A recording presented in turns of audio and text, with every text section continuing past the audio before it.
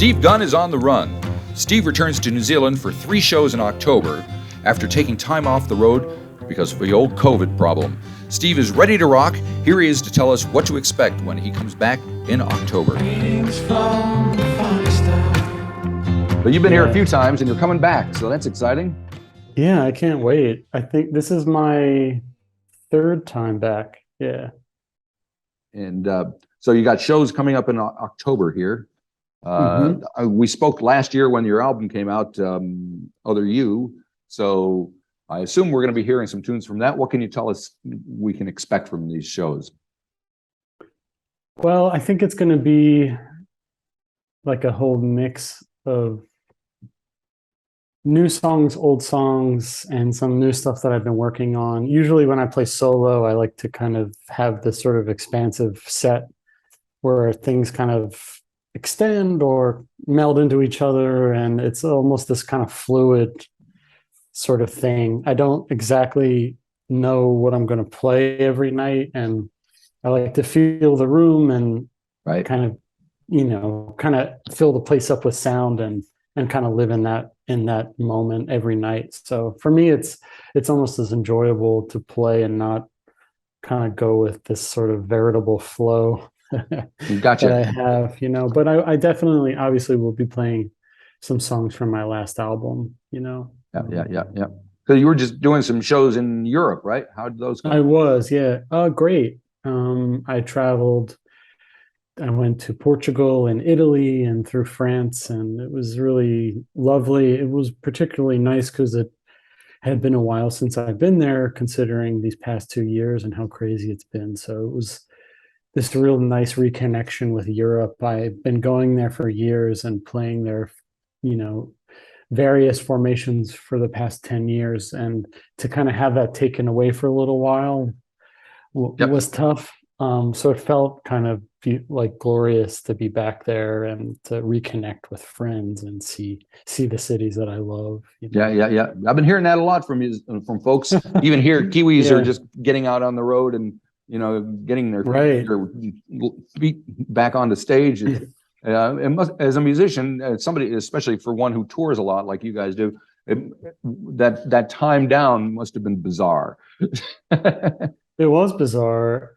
It for me, it eventually became really nice, to be still and to be kind of like in one place and to be able to kind of not have these, because usually with me for the past 8 years, I'd say, you have the whole year you can kind of see, so it's like, I've got this thing, I've got this amount of time at home, I've got this other thing. So that's for myself, and I know not a lot of other musicians, it's a lot to take in. It's quite overwhelming, but you get used to this routine, and to have all of that sort of suddenly vanish was an interesting learning experience, but also kind of a beneficial experience for me, because it's just, okay, like, I'm going to stay here. I'm going to do my craft and relax and read books. Of course, it was a very gloomy, strange time, obviously, for everyone. But I realized for me, it was quite nice to check out. I couldn't think of another way to do that. Maybe if I were a little more responsible, I would have given myself a break. It was this self-imposed sort of hard stop of everything. And for me, as someone who's so transient, it was an interesting change. Gotcha. So coming out of that transient, that static phase in your life, unplanned but possibly welcome, what did it feel like to get back on stage and hit the road again? It felt wonderful. I didn't fare well with a lot of, I was very appreciative of doing Zoom concerts and having that support, but I felt, it was great to just even see people online, Yeah. see their names in the section or whatever. But for me, it's like obviously, and for everyone to have that kind of physicality of playing and to be in a room with people. The first tour that I did was here in the States. It still wasn't 100%, safe, but we did do it safely and thankfully. And that tour it felt great. And I've continued on. I've done, obviously I had a lot of things that didn't happen, but the ones that did, they felt this different kind of significance, both for me and the audience, just to have this kind of exchange again. Yep. you know, um, I mean, so and also for me, I think this trip visiting New Zealand is a kind of a milestone of sorts for me, because it's always a place I want to come to. It's always a place I want to go. We're talking about it for quite a while, 2 years at this point. So finally, it's like, okay, the big trip yeah. is going to come, and it feels really nice that I'm able to do it again. Yep. So when you're touring Europe or US or down under here, do you adjust your sets and your shows to the area? Are they different things, different vibes going on? Not really. I just did a tour in Europe. And I did a bunch of gigs here in the States, and I've kind of been building up, basically because of the conditions, but I've been doing a lot of solo gigs. I have done band stuff, but that's more specialized. But the touring has been a lot of solo stuff, and I kind of built up this whole different kind of sound. Not completely different, but I've kind of managed to come up with this way of presenting the music solo, where I'll have instrumental parts, and I have a whole slew of songs that I can choose from and place in different parts. Right. So it's going to be, I don't really change the sets like to where I'm going. It's always changing anyway, but it's going to be relatively the same, which is, I really like to use effects, and I kind of create color fields and sort of sound environments, as well as playing acoustic and singing folk songs. I'm not just up there playing, so it's like I kind of like to be a little more expansive with my sound. And when I'm playing solo, I have more freedom. Right. So technology wise, things have changed.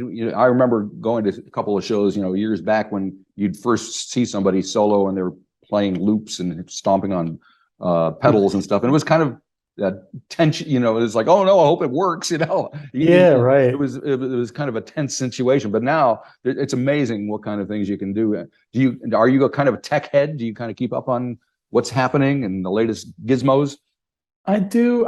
It's funny because I feel sometimes I feel like I have the stuff that's like, oh, like sort of trendy or something, like, oh, you have one of those. Doesn't everyone have one of those? Right. Like I kind of become this, like, it takes me a long time to adjust to the effects that I get. I'm never replacing them. I always get something and really it becomes a part of my sound, and then I'm attached to it. I'm never seeking other things. Like, I'll find something that I like that's like quite reliable and solid.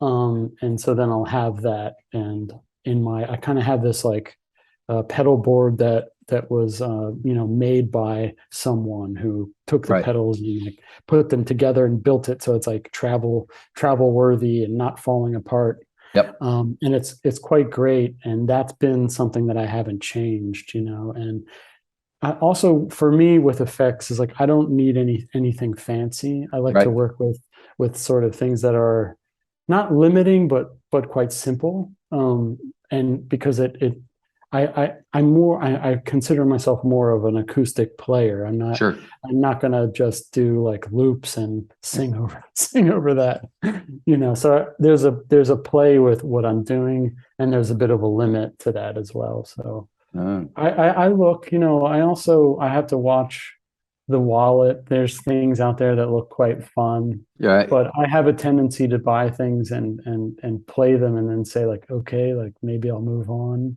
Right. That can be expensive, yeah.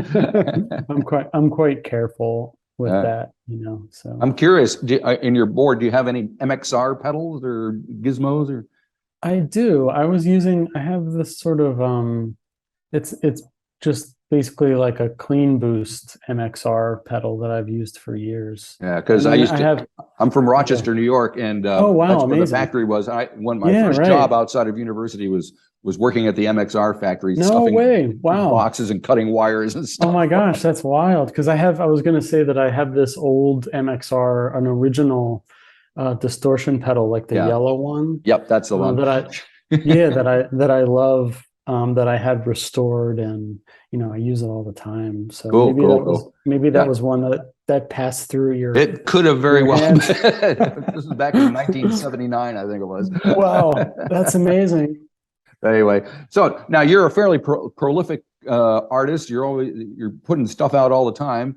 So I'm assuming with the time off that you had, there's going to be some new material in the works. I know you put an EP out at the beginning of the year, but that was just kind of a reworking of the previous album song. So what's the status of new music with you?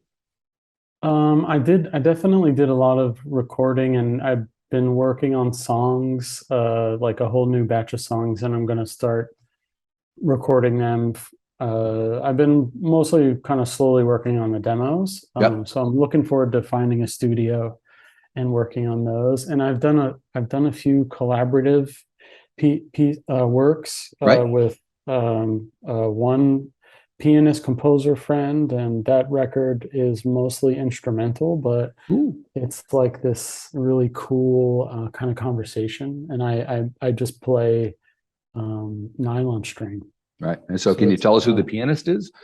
Yeah, he's a guy, his name is David Moore, and he goes by, his project is called Bing and Ruth. Yeah, because Bing and Ruth was on the EP, right? Yeah, I collaborated with him on the EP, and he makes this really wonderful, beautiful music that 4AD, the label, puts out. And he and I became friendly. We both live in the same city, and we kind of came up with this idea to just do these rehearsals and practices and playing, and then this whole idea for an album kind of came out of that. And it was very organic. It wasn't anything that we had planned. It felt very spontaneous and very open. And we ended up making these 8 pieces that we mixed at a studio, and we're looking for it. We're going to be playing some shows next year, and it's going to be really interesting to just kind of switch gears a little bit and do something different. And I have some other collaborative records that I have worked on this year, and I did a piece for a museum in Australia that I'll be performing in October as well. It's a retrospective for an artist named Saul LeWitt that I actually worked for a long time ago, and they are doing this music series. So I did a piece for that, and I'm kind of dabbling in different things and writing songs too. I'm keeping busy. I've been producing some music and doing a little more of like engineering and producing as well. So kind of like keeping afloat and keeping busy. Sounds busy. I'm exhausted just hearing about it. Sorry. Yeah. So I'm curious, when you're like anticipating the next album, the proper Steve Gunn album, do you think in terms of a unit, a group of songs that belong together, or you just kind of gather around and see what's looking around and see how it fits together? What's your approach? Usually I come up with a theme, and I think about how to kind of tie everything together. But I also just play and sing and write a lot, and sometimes I'll come up with something that's spontaneous, and I'll either discard it. It's kind of like if you're a visual artist, or if you're drawing and you say like, oh, I really like that, like maybe I'll make this into a painting, or maybe I'll just crumple this up and throw it into the bin, you know. I kind of do a lot of that, and I do a lot, you know, I usually go to my studio and just play and play. And I love to do kind of like free associative playing and just singing and writing whatever. And a lot of times the best stuff personally that I come up with is just sort of off the cuff. And like, how did I even come up with that? You know? Right. And then I'm like, and then I have fun with it and then actually try to make some meaning out of it.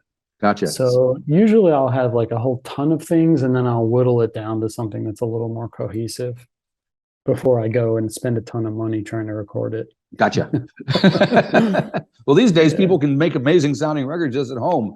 So it's true. And that's another thing about the pandemic is I got really into recording, and I talked to some engineer friends of mine and they gave me some pointers of what kind of microphones to get and stuff. So I've gotten a lot better with recording at home. So I'm actually like really looking forward to doing that. I'm wondering if studio owners are like freaking out when they're realizing. Yeah, I know. Yeah, they're losing work. They're losing work. Yeah.